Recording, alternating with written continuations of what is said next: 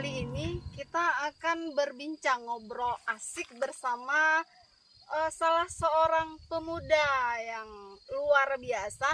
Kenapa? Karena pada zaman ini mungkin masih jarang nih ada pemuda yang masih energik namun tertarik bergerak di bidang pertanian ini. Seperti yang sahabat Opa lihat, saat ini kita sedang berada di kebun serai wangi. Jadi tema kita kali ini kita akan membahas mengenai penyulingan serai wangi. Bagaimana prosesnya, kemudian apa saja produknya, kemudian bagaimana sejarahnya mungkin bisa beliau bergerak sampai ke sini. Tanpa memperpanjang waktu, mari kita berbincang ngobrol asik bersama beliau. Siap. Jadi inilah sosok yang alhamdulillah sudah mau meluangkan waktu. Terima kasih Feby sudah mau meluangkan waktu nih untuk sharing atau berbagi bersama sahabat Opa semua. Silakan Feby untuk bisa memperkenalkan diri biar tahu nih semua sahabat Opa nih sosok pemuda yang luar biasa ini seperti apa gitu. Selamat siang ya. Selamat siang. Saya Febri Nugraha, sahabat Opa ya. Selamat siang. Sejarah saya memulai minyak serai wangi. Saya nama Febri Nugraha, asal Tanjung Pati. Saya kuliah di Institut Teknologi Nasional jurusan Teknik Manajemen Industri.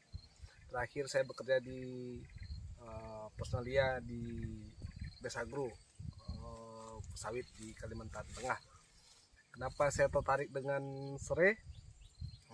Kebetulan ini lahan keluarga punya almarhum ayahanda. Kita di daerah pegunungan. Di pegunungan ini masih banyak hama yang misalnya kayak orang hutan segala macam yang bisa mengambil hasil tanaman.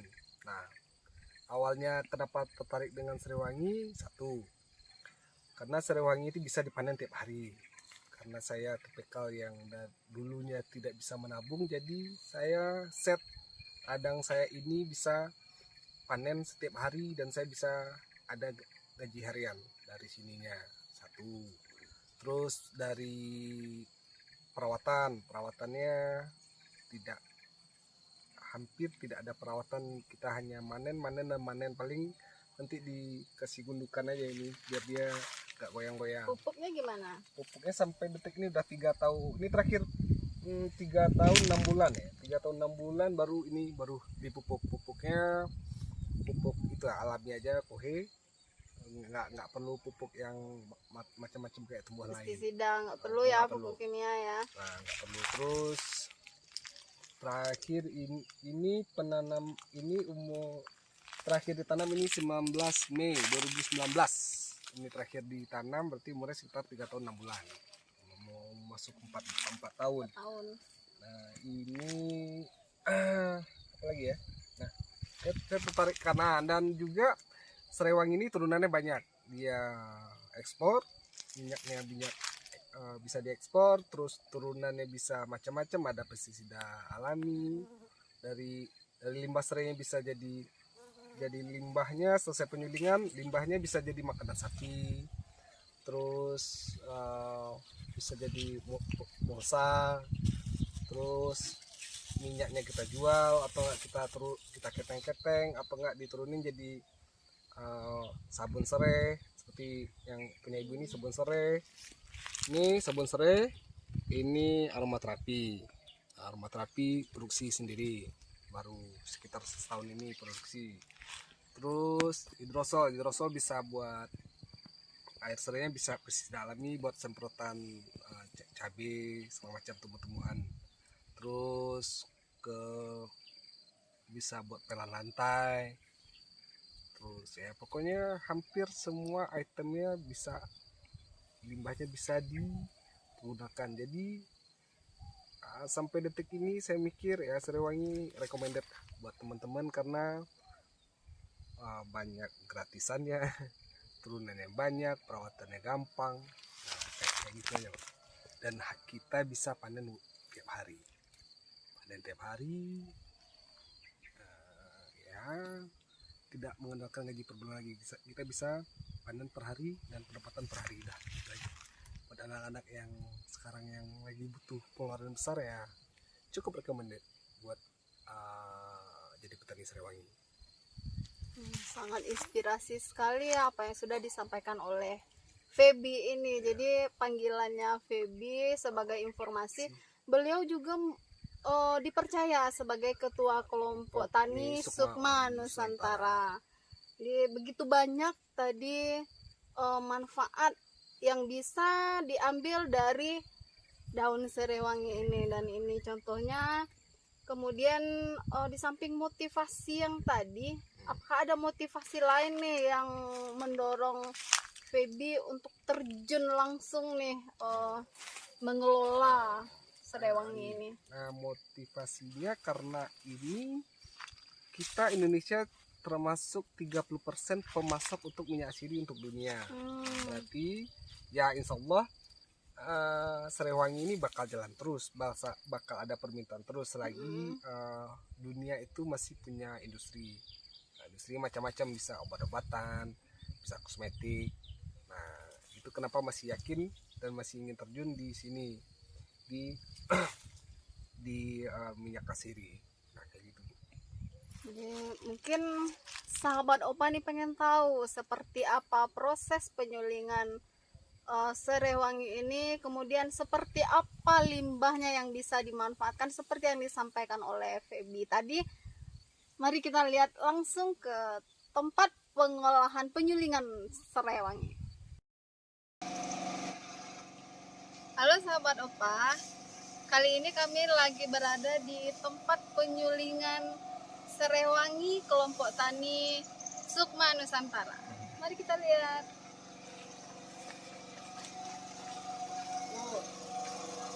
Jadi sahabat Opa, untuk daun serewangi sebanyak ini kira-kira beratnya 120 kg.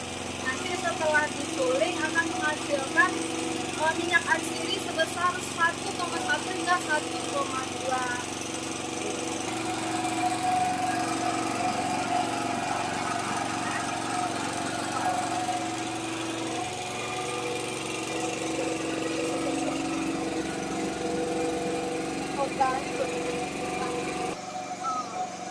Untuk lebih jelasnya bagaimana proses penyulingan serewangi ini, marilah kita minta sedikit penjelasan dari Feby.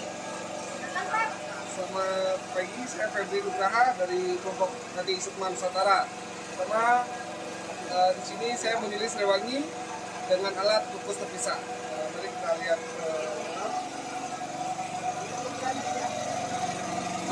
Pertama, di tuku isinya air isinya sekitar 200 liter. 200 liter. Ini fungsinya untuk penguapan. Setelah ini air 200 liter terus dipanaskan dengan suhu 120 derajat supaya bisa mendorong uap air ke serai. Di dalam itu adalah serai sebanyak 120 kilo daun. 120 kilo daun, posisi daun basah. Terus setelah penguapan, uap air dikucurkan ke serai, diuapin terus sampai suhunya maksimal 75 derajat dengan ada indikator dengan tekanan 1,5 bar untuk menjaga kestabilan minyak supaya molekulnya tetap stabil. Terus dari uap air, terus masak serai, uapin serai terus, uap air dialirkan ke dalam gelas. Ini adalah pendingin yang di dalamnya ada pipa stainless 304 panjang 12 meter. Ini fungsinya untuk mengkonversi dari uap air yang panas didinginkan langsung dia menjadi cair. Terus cair dan hasilnya keluar di sini.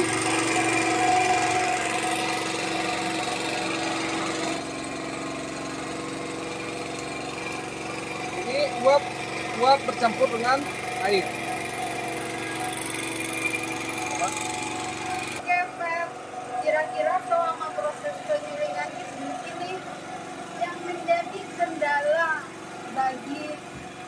kelompok tani Submar Nusantara itu apa?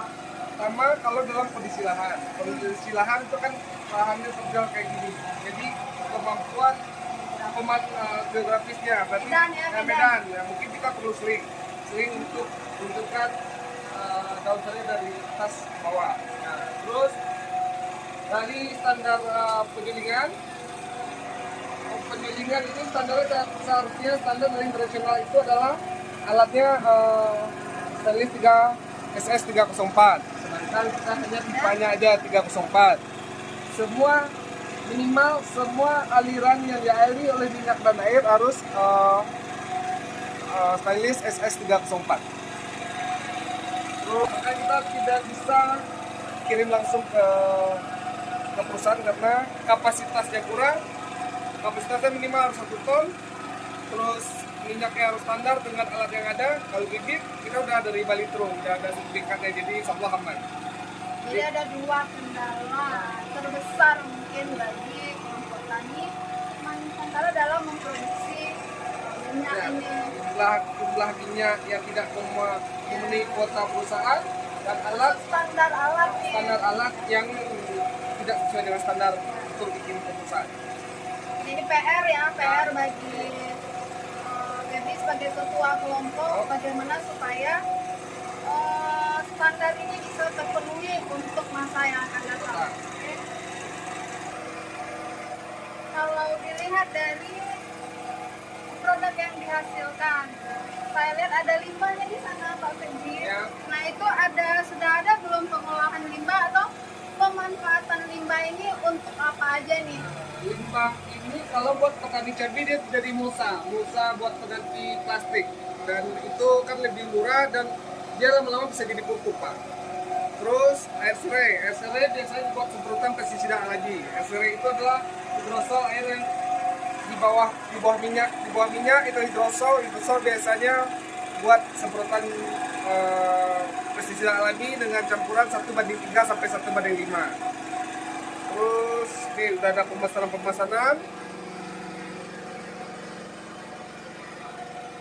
buat ini rutin, Pak, hampir tiap hari pemesanannya.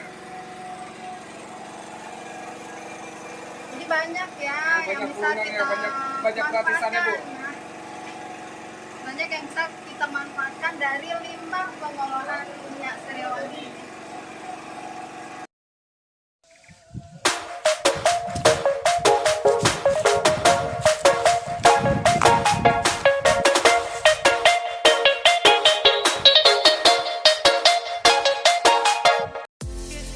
Baiklah sahabat Opa, sekian obrolan asik kita pada hari ini.